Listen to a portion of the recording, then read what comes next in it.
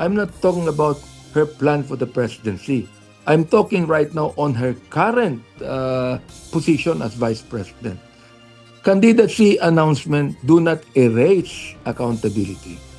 Naipadala na sa tanggapan ni House Speaker Faustino Bogie III ang ikaapat na reklamong impeachment laban kay Vice President Sara Duterte araw ng Huwebes, February 19. Ibig sabihin, 4 na impeachment complaints na ang nakabinbin sa tanggapan ng House Speaker at kailangang maisama sa order of business ng plenaryo ng Kamara sa loob ng 10 session days mula nang ma-refer ang unang reklamo noong February 5. Ayon naman kay Manila 6th District Representative Benny Abante, endorser ng ikaapat na reklamo, hindi makahahadlang sa impeachment process ang anunsyong tatakbo sa 2028 presidential race ang vice-presidente.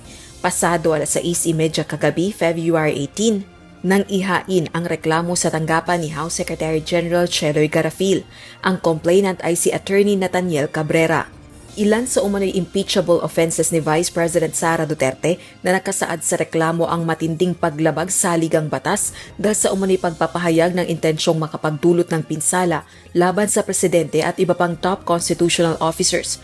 Gayon din ang sinasabing kabiguan nito na ideklara ng buo at totoo ang kanyang assets, liabilities, and net worth. Sa mga aligasyong pagtataksil sa tiwala ng publiko at graft and corruption, nakapaloob naman ang umano'y maling paggamit ng confidential funds ni VP Sara. Inaakusahan din ng pangalawang pangulo ng panunuhol at iba pang high crimes. Gaya ng unang 3 reklamo, nabanggit din sa huling impeachment complaint ang affidavit ni Ramil Madriaga, dati umanong aide ni VP Duterte at taga-deliver ng malaking halaga ng pera. Ayon kay Congressman Abante, hindi mabubura ang pananagutan sa bayan ng deklarasyon ng kandidatura. Running for president is not a defense to grave allegations. It is precisely why accountability must be faced squarely and promptly.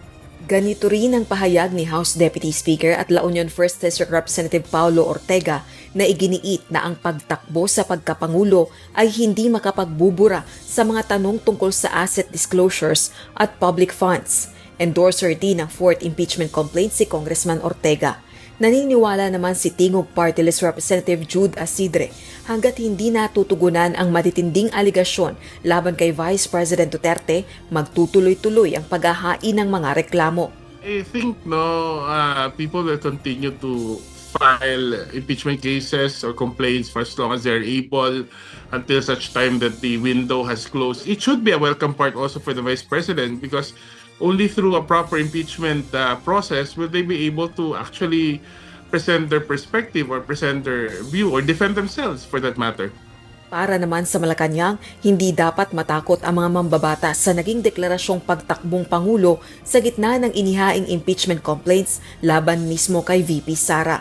Nauna nang ipinahayag ni House Senior Deputy Majority Leader at Iloilo 3rd District Representative Lawrence Defensor na posibleng may epekto sa impeachment vote sa Kamara ang maagang deklarasyon ng kandidatura ni VP Duterte.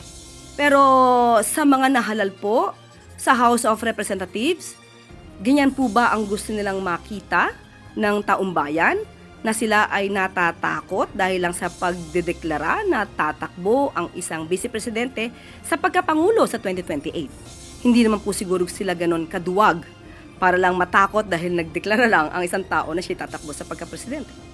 Rosa Licuz, UNTV News and Rescue. Diyos ang aming sandigan, serbisyo publiko ang aming pinahahalagahan.